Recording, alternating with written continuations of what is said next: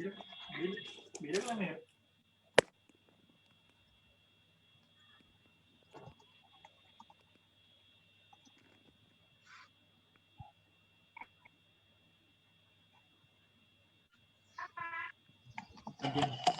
Ini masuk ini 3 nih, kita ini 3. Yang lain mau di-mute-kan ya? 2 kali, susun 2 kali, Halo. lagi enggak? Mau di-mute-kan? Iya, tadi kan Kilwan ya. Muhammad Rafil, tolong di-mute-kan ini ya. Di atas mic ya.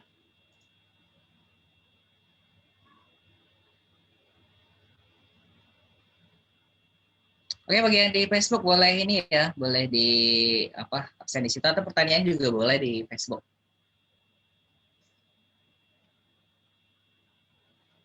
Oke, saya share slide.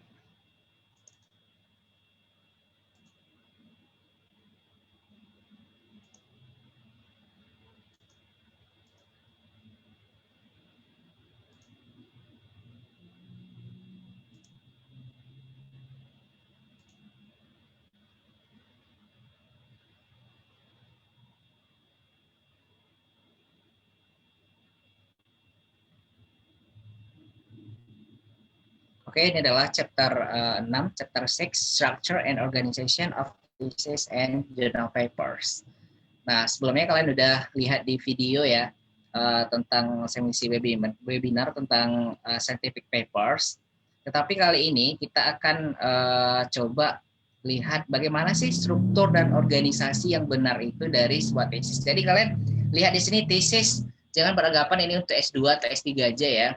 Karena tesis di sini maksud saya adalah skripsi juga. Jadi kalau di luar negeri itu tesis disebut dengan tesis itu include skripsi untuk S1, kemudian tesis yang sama kita itu yang S2, kemudian disertasi yang S3. Jadi disebut tesis di sana.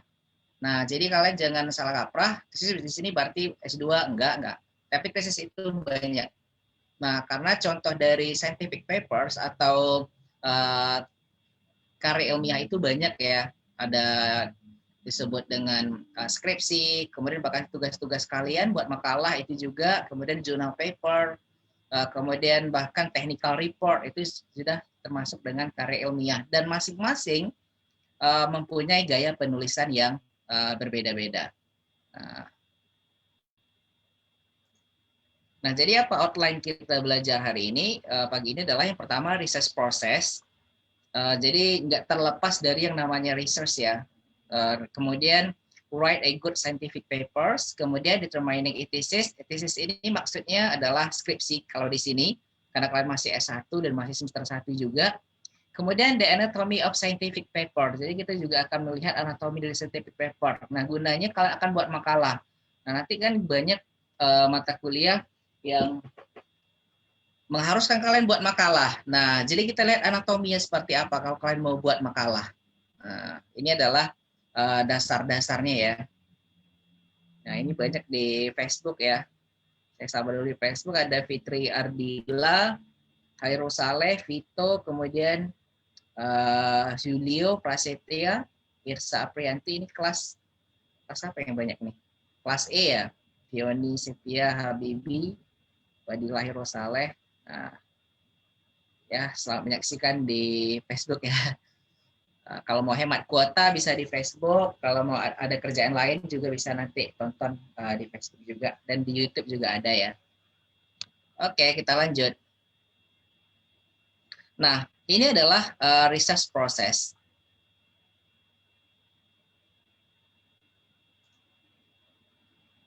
Nah, di research process ini mulai dari awal atau dengan metodologi bisa juga ya. Jadi mulai dari kalian membuat riset sampai akhirnya ini adalah proses-prosesnya. Proses-proses dari kalian mulai membuat research, mencari masalahnya, kemudian sampailah dia diinterpretasikan atau hasilnya itu dilaporkan. Nah, laporan inilah yang kita gunakan sebagai tata tulis karya ilmiah atau sebagai scientific papers-nya. Jadi karya ilmiah dalam bahasa Inggris disebut dengan scientific papers. Nah, report ini beragam, bisa menjadi sebuah skripsi, kemudian bisa menjadi sebuah tesis untuk S2, bisa disertasi S3, bahkan bisa untuk makalah aja, bahkan bisa cuman untuk laporan karya ilmiah biasa. Nah, technical report juga bisa. Seperti yang pertama kalian pelajari waktu pertemuan pertama, introductions, jenis-jenis dari karya ilmiah. Yang penting bukan dia cerita yang fiksi ya.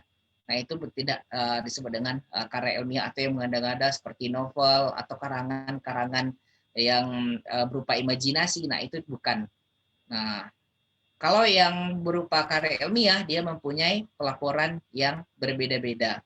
Nah, selama 350 tahun saya baca ya dalam satu buku How to Write a Good Scientific Papers, kalau nggak salah itu title-nya dari suatu buku tersebut. Jadi dijelaskan ternyata karya ilmiah ini sudah berumur dari 350 tahun yang dibuat secara standar ya atau baku. Jadi selama 350 tahun berbagai negara, berbagai bidang keilmuan, berbagai jenis karya ilmiah, mereka sudah membuat standar bakunya, standar-standarnya. Nah, mungkin setiap negara, bahkan setiap kampus mempunyai standar-standar yang berbeda. Nanti kita lihat juga di UIN seperti apa penulisan skripsinya. Tapi hari ini kita terfokus kepada struktur dan organisasinya. Yang lain mohon di-mute-kan. Nah, yang pertama adalah define research problems. Kita mencari suatu masalah. Pertemuan sebelumnya, 2 minggu sebelumnya, kalian sudah membuat suatu literatur review atau tinjauan pustaka tentang topik yaitu adalah COVID-19. Nah, misalkan di sini define research problem, kalian sudah punya masalah yang interesting problems, yang menarik buat kalian. Lagi-lagi kalau karya ilmiah ini, usahakan mencari topik atau masalah itu yang menarik buat kalian ya. Dulu waktu saya kuliah, teman-teman saya membuat topik tugas akhir S1 itu ada yang suka games, mereka mulai ngoprek games, kemudian menjadikan masalah games tersebut untuk topik dari skripsinya. Ada yang hobi olahraga, bahkan membuat seperti itu, dan ada yang ya tergantung dengan interesting domain mereka sendiri. Jadi usahakan kalian nanti membuat skripsi itu, baik itu skripsi atau kerja praktik, itu adalah dari kesenangan kalian. Apalagi sekarang semua bisa dihubungkan dengan IT. Bahkan bidang agama pun sangat banyak sekali. Saya sudah banyak terlibat dari berbagai proyek ya. Terakhir ini dengan Muhammadiyah, Muhammadiyah Pekanbaru, yaitu tentang clustering masjid dan dai-nya. Nah, jadi banyak domain, bahkan hampir semua domain non-IT itu bisa kalian jadikan sebagai studi kasus kalian. Nah, jadi usahakan yang menarik dari masalahnya. Kenapa? Kalau masalah itu menarik, kalian akan merasa enak, happy, kemudian merasa enteng aja kalian untuk menulis skripsi tersebut. Kemudian setelah dapat research problems, ya topiknya kemarin kita contohkan adalah COVID-19. Nah, masalahnya apa? Kapan sih COVID-19 ini akan mereda? Kurvanya itu kapan melandai gitu ya. Nah, untuk mencarinya tersebut kalian menggunakan teknik dalam machine learning misalkan, itu kan adalah bagian dari jurusan kita ya, teknik informatika, machine learning atau big data analytics atau data science, kemudian data mining and so on. Nah, kalian mulai mencari review literatur. Nah, ini juga digunakan untuk tugas kalian kemarin pada pertemuan kita yang keberapa ini? Ketiga ya. Ketiga dan keempat kalian bisa lihat di channel YouTube. Nah, bagaimana kita membuat literatur review tersebut atau kajian pustakanya. Nah, kalian mulai mencari apa-apa yang telah dibuat orang tentang ingin mengetahui peramalan atau forecasting atau predictions dari COVID-19 ini. Nah, kalian mulai membuat review konsep and theory. Apa aja teori-teori yang digunakan? Ada teori dalam bidang data, ada teori dalam bidang statistik, ada teori dalam bidang probabilistika. Nah, kemudian review progress research finding. Nah, kalian mereview sejauh mana hasil yang ditemukan oleh peneliti-peneliti sebelumnya. Nah, kemudian setelah kalian dapatkan, kalian formulate hypothesis. Kalian buat hipotesisnya. Nah, kalian sudah dapatkan dari literatur review itu, kita buat berapa kolom ya, ada nomor, kemudian ada judulnya, kemudian nama pengarangnya, ada tahunnya, kemudian hasilnya, kesimpulannya, metode yang mereka gunakan, kemudian kekurangannya. Nah, kemudian kalian review, kemudian kalian masuk ke dalam konsep dan teori. Setelah dapat beberapa konsep dan teori dan ada kekurangannya, kemudian kalian formulasikan, rumuskan hipotesisnya. Atau kalau dalam skripsi kalian bisa mengisi dalam rumusan masalahnya. Apa sih masalah dari tersebut? Misalnya kemarin telah kita temukan bahwa peramalan untuk COVID-19 yang kapan dia bisa turun atau melandai atau faktor-faktor yang mempengaruhinya ternyata banyak dibuat di Eropa dan Amerika misalkan. Nah, kemarin kita sudah coba ya. Nah, bagaimana dengan Indonesia? Nah, itu termasuk dalam mempermulakan atau merumuskan rumusan masalahnya. Bagaimana dengan Indonesia? Bagaimana kita meramalkan, memforecast atau memprediksi dari COVID-19 yang melandai, kapan dia melandai di Indonesia. Nah, itu adalah sebuah rumusan masalahnya. Kemudian hipotesisnya, mungkin dengan algoritma X mungkin akan bisa memprediksi dengan lebih akurat atau tepat gitu ya. Nah, kalau mau dimasukkan dalam sebuah hipotesisnya, mungkin dengan algoritma X itu bisa diprediksi. Setelah kalian dapatkan hipotesis, kemudian dapatkan rumusan masalahnya, kemudian dapatkan skopnya.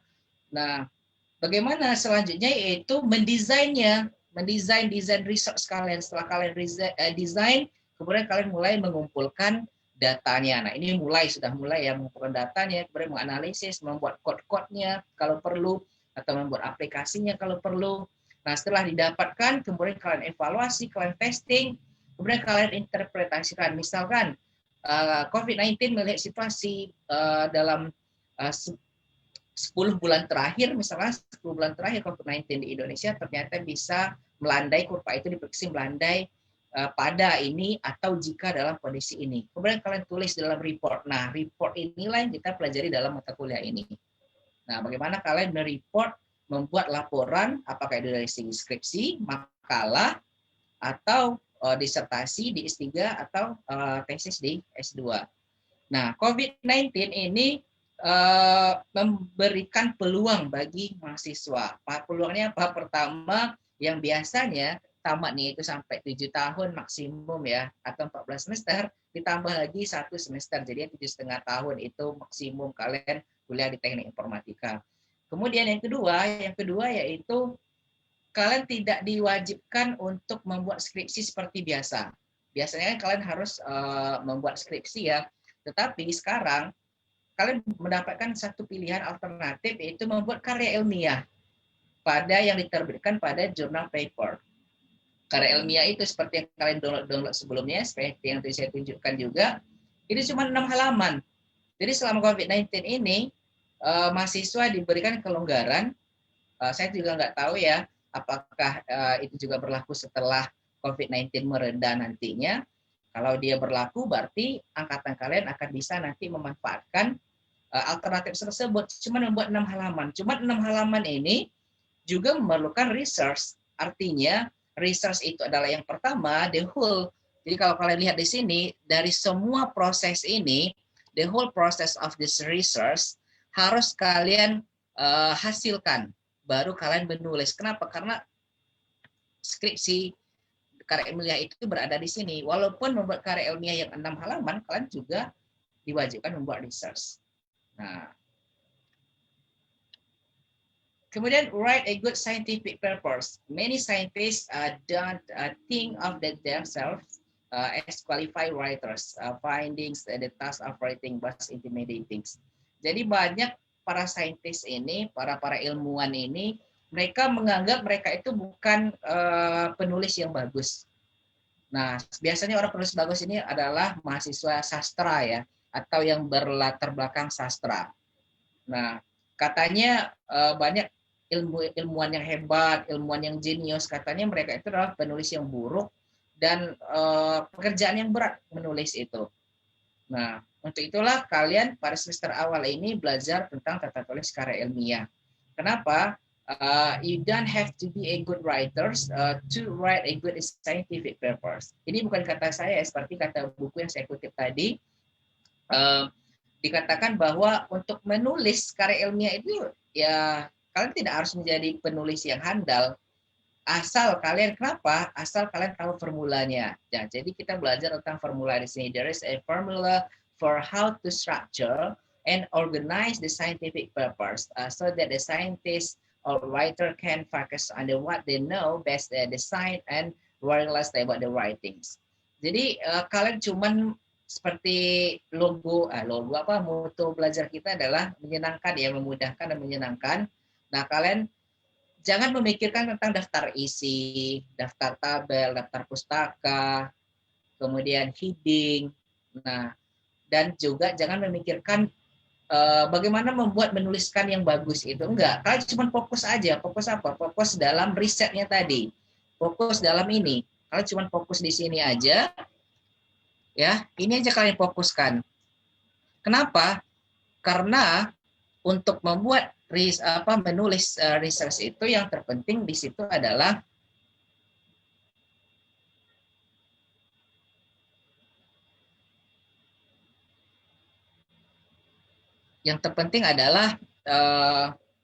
risetnya. Tetapi bagaimana menulisnya itu ada formulanya. Nah, pada pertemuan ini kita belajar formulanya apa-apa aja yang dari segi struktur dan organisasinya ya. Nah, the vast majority of papers published in the scientific journals today follow a fairly simple structure with some variations for most papers used in IMRAD format. Jadi ada di sini satu rumus.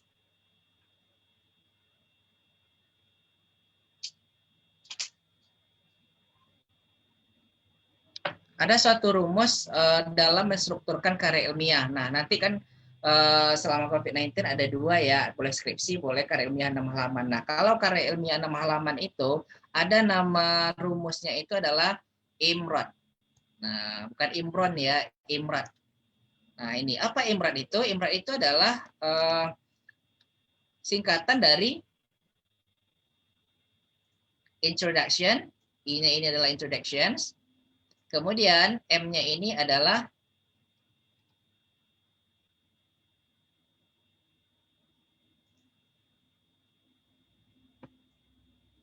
I-nya ini adalah introduction.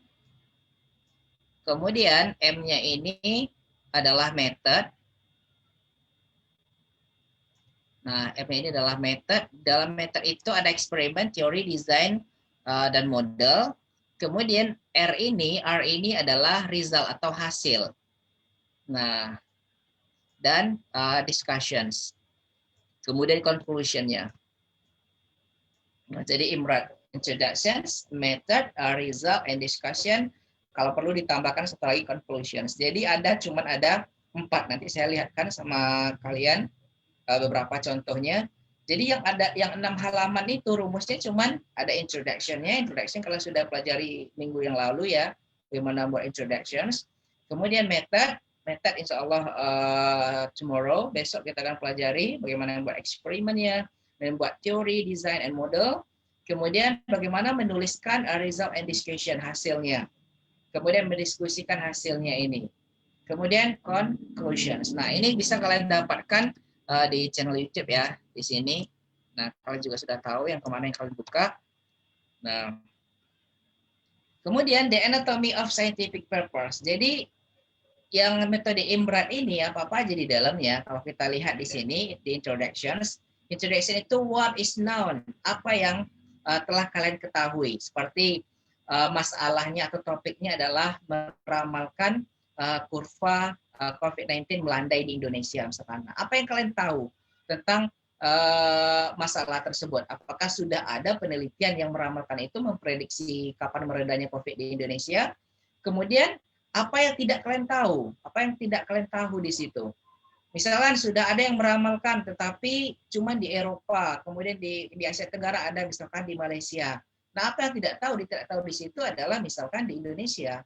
Di Indonesia belum ada. Nah, itu kalian tulis semuanya di introductions. Kemudian, how and why should we fill the gap? Nah, jadi kekurangan itu kalian lihat kemarin ya, kalian sudah mencari yang namanya literatur review. Jadi apa yang telah mereka buat, apa yang telah mereka buat dengan apa yang belum ada, itu adalah sebut dengan gap. Nah, itu sebut dengan research gap. Nah, misalkan udah ada yang buat, kemudian ada yang belum buat. Nah, untuk mengisi yang belum buat ini, itu yang disebut dengan gap. Nah, misalkan kalau kita analogikan dari sepotong roti misalkan ya. Nah, sepotong roti misalkan ini adalah roti ya.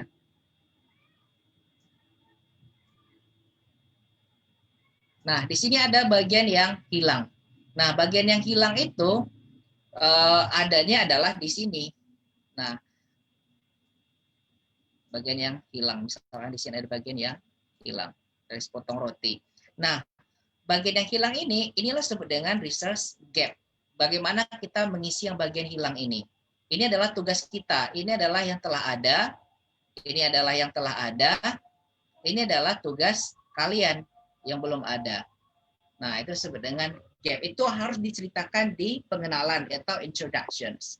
Kemudian bagian method.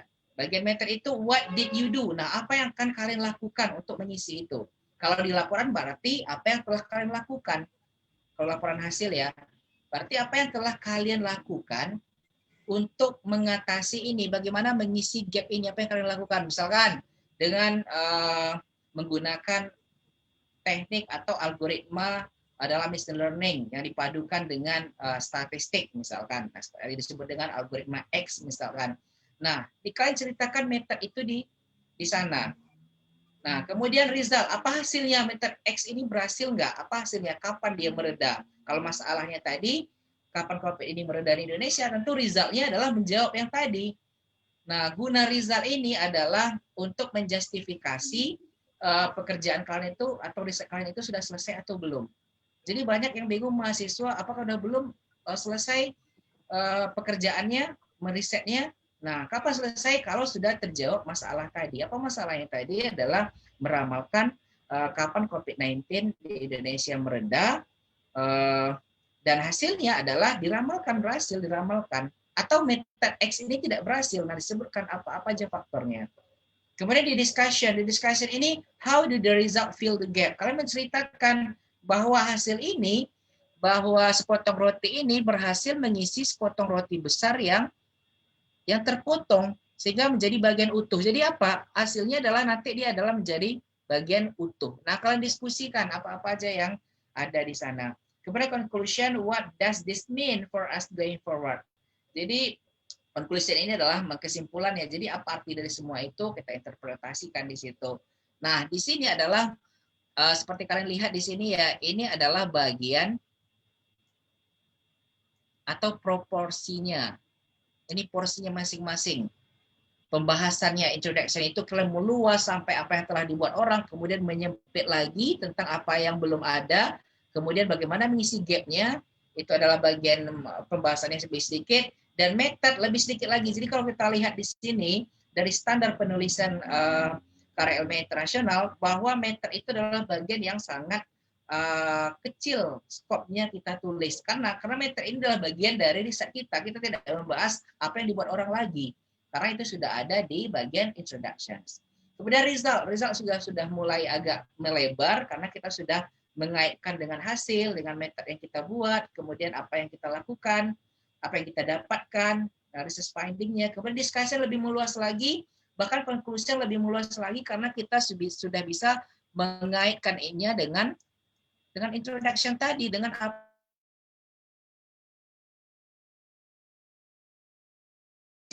mereda bulan Y misalkan. Nah, di Indonesia diprediksi bulan apa? Nah, kita bisa menulis itu di conclusion-nya. Nah, seperti itu. Jadi adalah proporsinya penulisannya. Kemudian scientific writing needs clarity of directions. Jadi arahnya itu harus jelas juga ya. Jadi harus jelas yang disebut dengan coherent. Jangan nanti tujuan masalahnya itu adalah memprediksi kapan COVID mereda di Indonesia, tetapi rumusan masalahnya malah lain. Nah, itu banyak kita temukan di skripsi-skripsi. Nah, mungkin pertemuan selanjutnya kita akan membahas apa aja kesalahan-kesalahan umum yang ada pada skripsi di teknik informatika. Jadi mulai dari judul, introduction, problem statement, objective, method, result, discussion, and conclusions. Jadi dia adalah should be coherent. Coherent itu yang nyambung semuanya itu. Jangan masalahnya adalah meramalkan COVID-19, tetapi nanti objektifnya itu adalah lain. Misalnya objektifnya adalah mengatasi. Nah itu adalah salah. Kemudian metode yang digunakan juga harus koheren. Kemudian resultnya, apalagi kita membicarakan hasilnya di discussion and conclusions. Nah itu juga harus koheren. Jadi memang harus fokus. Apalagi dikatakan bahwa kalian tidak usah memikirkan tentang stylenya, tentang daftar isi, daftar pustaka, referensi dan lainnya, karena itu sudah ya memang sudah ada formulanya yang kita pelajari pada pertemuan sebelum-sebelumnya. Nah, kalau ada pertanyaan silahkan ya.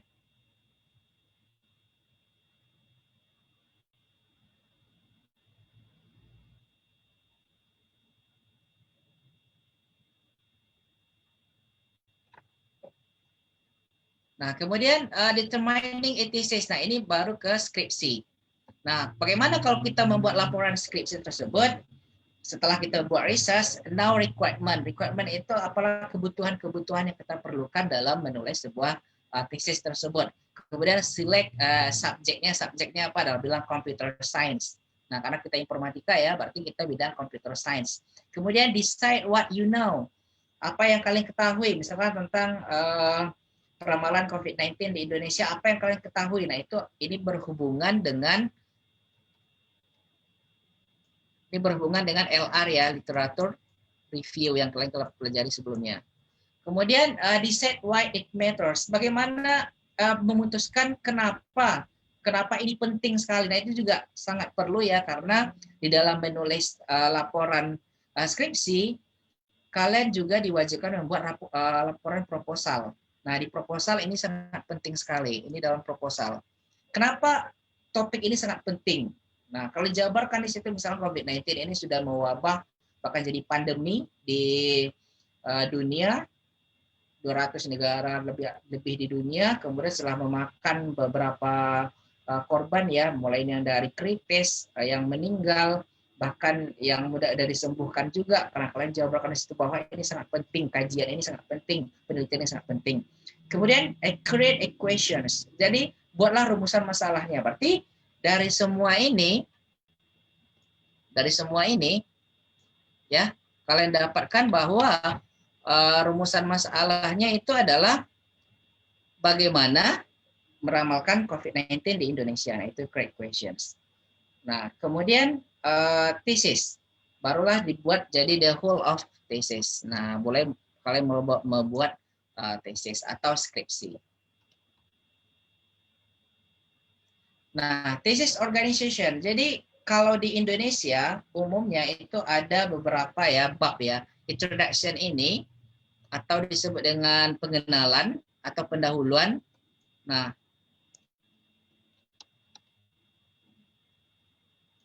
ini biasanya di bab 1. Kemudian literatur review itu biasanya dibuat di bab 2. Kalau di informatika kita disebut dengan landasan teori ya. Literatur review. Ada juga disebut dengan tinjauan pustaka. Kemudian metodologi. Metodologi ini biasanya di bab 3 ya. Metodologi. Kemudian analisis dan hasil atau analisis dan pembahasan juga banyak ya porsi-porsinya. Tapi umumnya analisis dan hasilnya itu adalah di bab 4. Kemudian conclusions dan saran atau suggestions itu biasanya di bab 5. Nah, jadi di penulisan di informatika biasanya itu ada 5 bab. Bisa kan jadi 6 bab? Bisa. Kalau misalnya pembahasannya agak luas, berarti ditambah lagi di bab di sini ya, sebelum conclusion itu ditambah satu lagi. Misalkan ada suatu algoritma di situ yang mau dibahas. Karena algoritma ini penting dijadikan sebagai method di situ. Sekarang kita lihat contohnya. Ya. Nah, contoh dari sebuah karya ilmiah mungkin bisa saya ini ya.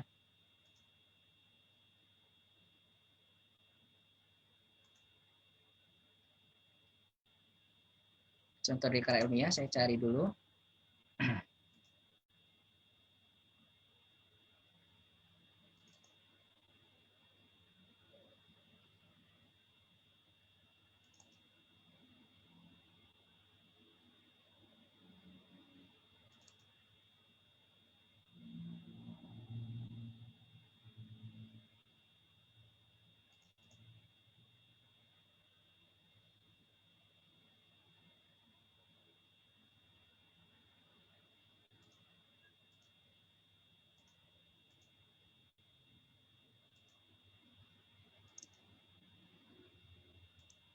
Nah, ini yang saya bilang tadi ya, ini baru saya buat tulis ya, masih bentuk draft.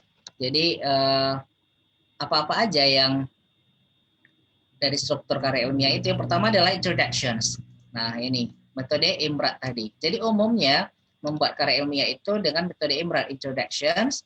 Kemudian yang kedua adalah metodenya atau sebenarnya material and methods. Kemudian yang ketiga itu adalah research and discussion, result.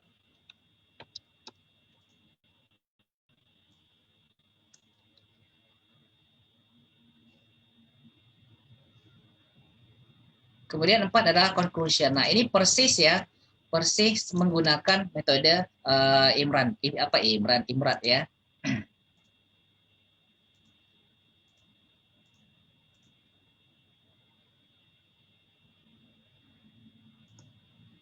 Kemudian ada lagi contohnya.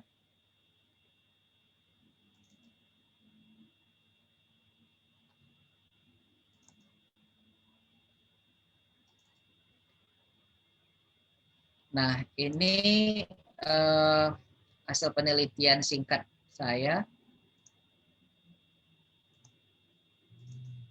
tentang COVID-19 ya. Jadi title-nya adalah Clustering and Correlation Method for Predicting Coronavirus COVID-19 Risk Analysis in Pandemic Countries. Nah, ini sudah dipresentasikan dalam sebuah konferensi internasional ya. Nah, kalau kita lihat di sini, nah, kalian lihat guys, ini introduction, kemudian method, kemudian result and discussion. Jadi apapun karya ilmiahnya kalau di internasional mereka sudah menggunakan metode IMRAT ini. Ini adalah standarnya, introduction, material and method, kemudian result and discussion and conclusions. Nah, mungkin kalau perlu ada tambahan-tambahan di sini, tetapi secara umumnya heading-nya yang dipakai itu ada heading itu ada satu atau dua tiga ya, tetapi dalam satu heading ini kalau kita lihat di sini heading-nya yang aktif itu, nah heading 1 ya, berarti di sini heading satunya itu ada 4 ya, ada 4 file di situ. Ada 4 judul apa sub sectionnya. Kemudian bagaimana kalau dengan dalam jurnal ya? Kalau tadi itu conference, dia hampir sama.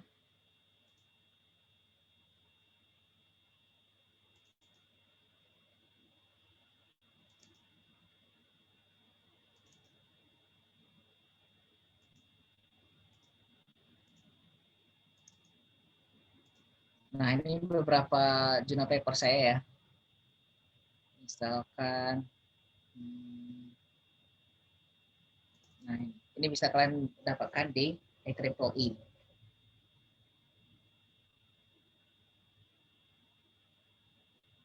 Nah, di sini juga sama.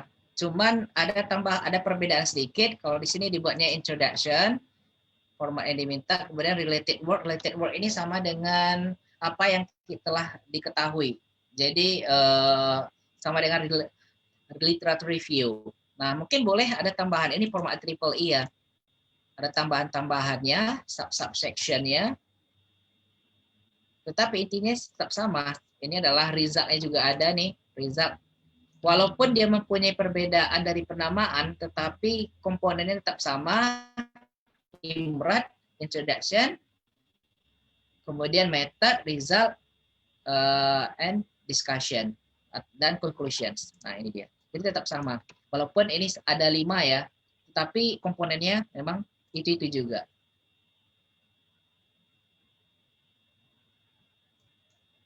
Nah, ini memang journal papers. Kalau dilihat sini tetap ada introduction-nya di sini, guys. Introduction. Nah, di bawah introduction itu ada beberapa subsection lagi, tapi itu tidak masalah.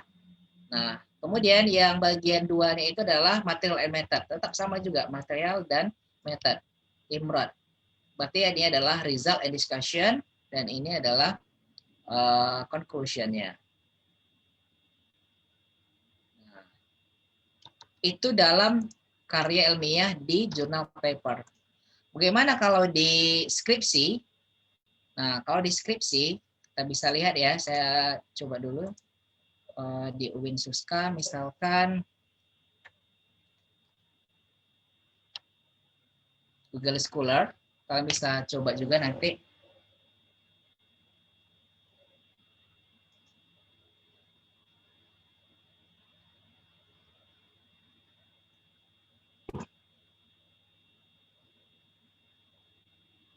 Nah, misalkan kalian ketikkan di sini sistem pakar gitu ya, UIN Suska Riau. Nah, ini salah satu judulnya. Nah, ini bisa kita lihat PDF-nya ya, tetapi bukan yang jurnal ya, tapi yang repository. Karena kita mencari skripsi.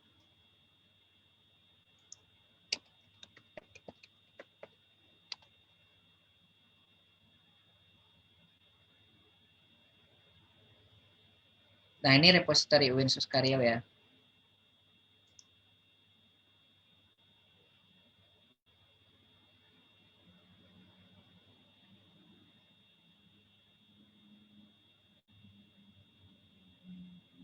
Oh, ini harus pakai login.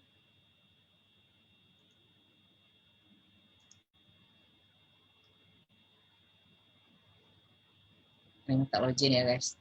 Kita cari yang kampus lain.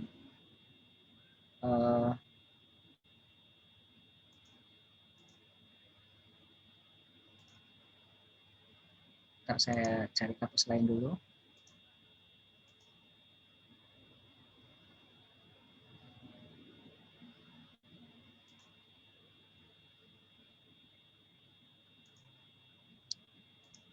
Kita coba di USU ya. Nah, ini dia. Nah, ini di repository USU.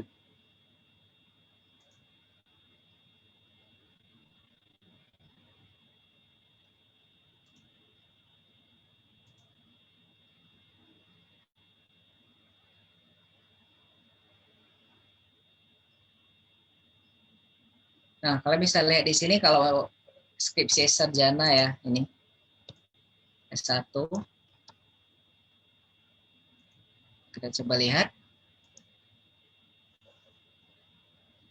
bagaimana struktur dari sebuah skripsi. Mungkin kalian sudah download juga ya, di tugas pertama dulu, kalian download sebuah skripsi. Nah, gunanya untuk ini guys, untuk memfamiliarkan kalian dalam bentuk formula-formula dalam membuat skripsi tersebut. Computer science. Coba computer science.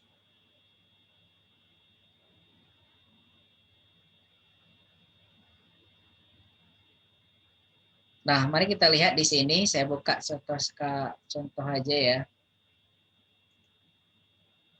Perbandingan algoritma greedy dan hill climbing. Kita coba lihat. Nah, kita lihat dulu susunannya bagaimana. Susunannya pertama itu adalah cover atau kulitnya ya, covernya. Kemudian abstrak. Kemudian bab 1 chapter ini adalah bab 1 cover, abstrak, bab 1, bab 2, bab 3, bab 4 sampai bab 5. Nah, ini betul kan? Ini sampai 5. Nah, kemudian referensi daftar pustaka, kemudian appendix. Nah, untuk membuat referensi berarti ini adalah otomatis, gak pekerjaan kalian. Appendixnya juga membuat daftar isi cover, kemudian daftar isi daftar tabel di sini ya, itu juga sudah otomatis kita pelajari. Nah, tinggal nanti ke depannya membuat abstract. Nah, kita lihat bab 1 itu apa aja. Kita lihat di sini. Nah, ini dia bab 1 itu pertama adalah introduction atau pendahuluan ya, atau pengenalan sama aja. Dalam skripsi di pendahuluan itu ada latar belakang seperti yang kita buat sebelumnya, kemudian rumusan masalahnya, kemudian batasannya, tujuan, manfaat, metodologi. Nah, mungkin informatika kita tidak masukkan metodologi di sini ya, karena metodologi ini masuk kepada bab 3, langsung aja ke bab 3.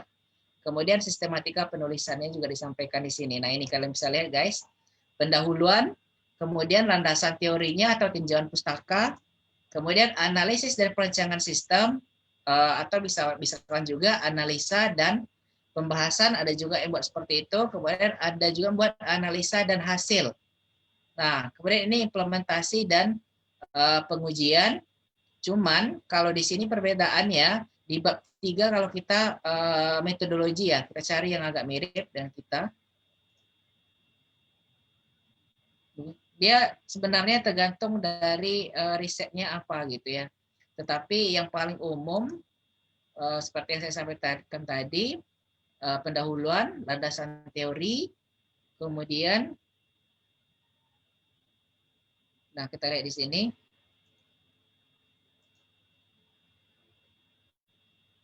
Ini adalah pendahuluan. Kemudian di bab 2 itu biasanya tinjauan pustaka atau ya landasan teori bisa. Ini summary informatika kita ya. Cuma saya nggak bisa buka di informatika karena tadi ada aksesnya. Kemudian 3, 4, dan 5. Nah, kalian lihat di sini, bab 3 itu biasanya, wah ini analisa dan perancangan lagi nih. Biasanya metodologi ya, kita cari yang lain. Misalkan di sini, sistem pakar. Coba.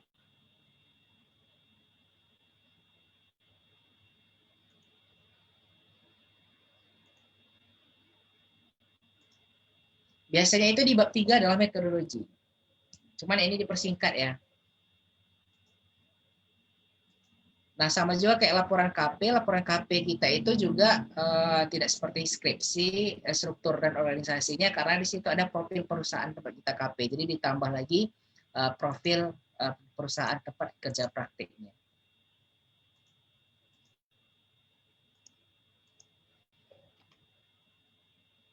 Ini agak lama ya.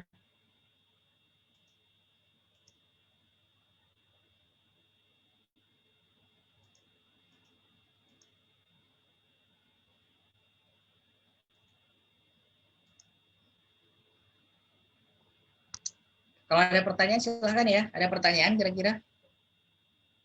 Sambil kita menunggu ini.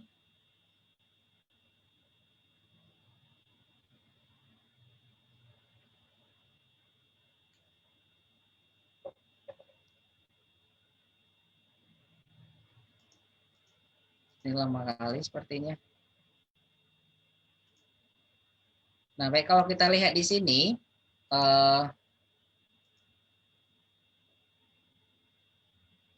di bab 3 ini kalau di UIN ya, informatika itu adalah metodologi di bab 3.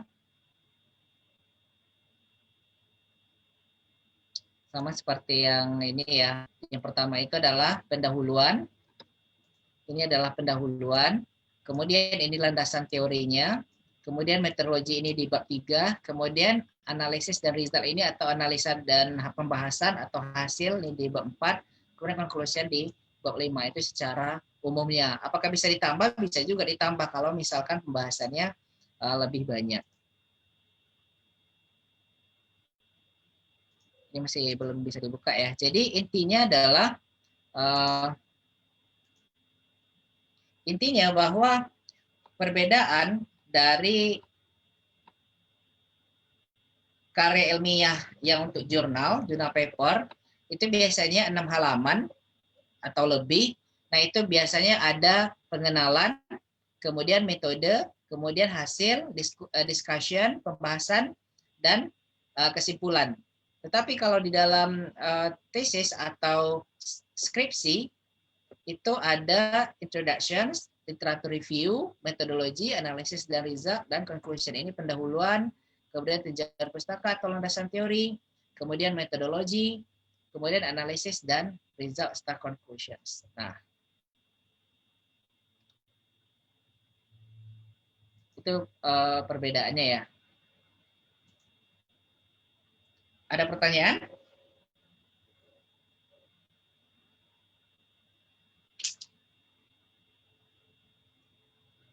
Ada pertanyaan kira-kira?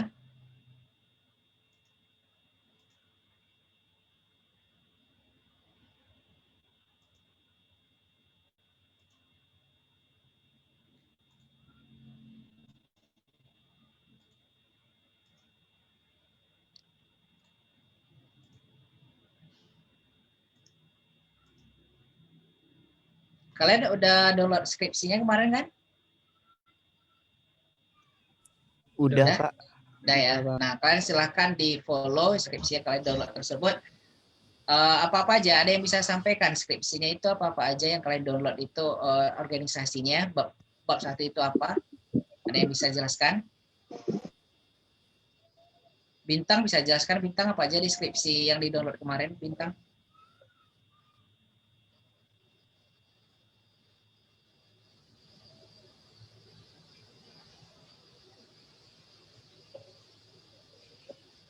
Yang lain? Ada Pak, ada. Ada, Pak, ada. Ada ya? Ada Nah, Pak. apa-apa aja. Bab satu itu apa? Bab 1 introduction atau pendahuluan, Pak. Oke, bagus, Raja. Kemudian apalagi bab 2, Raja?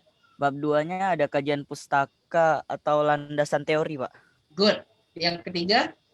Yang ketiga, kemudian ada metode penelitian. Ya, metode penelitian itu metodologi, karena bahasa Inggrisnya Iya, metodologi ya. Metodologi, Pak. Ya. Terus Kemudian yang keempat? Yang keempat ada hasil dan pembahasan. Itu result ya, Pak? Ya, result. Hasil pembahasan itu result. Nah, jadi ada perbedaan ya. Perbedaan kalau di karya ilmiah yang 6 halaman, itu pakai metode IMRAT. Introduction, method, result, kemudian discussion, dan conclusion. Nah, metode IMRAT. Tetapi kalau dalam skripsi, tesis, dan disertasi yang sampai 300 halaman atau 100 halaman lebih, nah itu biasanya pakai bab. Kalau yang tadi subsection namanya. Subsection, yang tetap pakai heading juga kalau di karya ilmiah 6 halaman, sedangkan di skripsi itu pakai bab atau chapter. Disebut dengan chapter. Jadi chapter 1, chapter 1, introduction atau perkenalan, chapter 2, literature review atau landasan teori atau kajian pustaka. Kemudian chapter 3 adalah metodologi, ya, metodologi atau metode penelitian. Kemudian chapter 4, analysis and result atau analisa dan pembahasan. Kemudian chapter 5, bab 5 itu adalah conclusion and suggestion. Jadi kesimpulan dan saran. Nah, itu biasanya bisa ditambah, bisa tergantung penelitiannya. Penelitiannya itu misalkan lebih luas, banyak penelitiannya, bisa ditambah nanti setelah bab 4 itu ada tambah satu lagi. Tetapi kalau umumnya 1, 2, 3 tetap sama. Introduction, literature review, and methodology. Nah, oke. Ada pertanyaan? Saya izin bertanya, Pak. Ya, oke, Raja, silakan. Masih agak bingung antara perbedaan skripsi dengan karya ilmiah, Pak. Yang Bapak bilang karya ilmiah Ya, 6 dia halaman. bukan. Siap. Ya. Dia sama-sama karya ilmiah, scientific papers di situ sama-sama. Cuman yang 6 halaman itu untuk di jurnal paper, masukkan di jurnal. Nah, ya ini memang agak bingung ya karena kalian semester baru ya, cuma harus disampaikan juga karena mata kuliah ini persiapan bagi kalian. Jadi, selama COVID-19 ini, kampus di seluruh Indonesia dikasih kebebasan apakah menulis skripsi atau menulis karya ilmiah 6 halaman untuk di jurnal paper. Kalau skripsi itu banyak sampai 200 halaman, 300 bahkan lebih ya. Tetapi kalau karya ilmiah di jurnal paper itu cuma 6 halaman, kadang 7, ya paling banyak 15 lah kadang ya. Nah, perbedaannya perbedaan dari struktur organisasinya tadi. Otomatis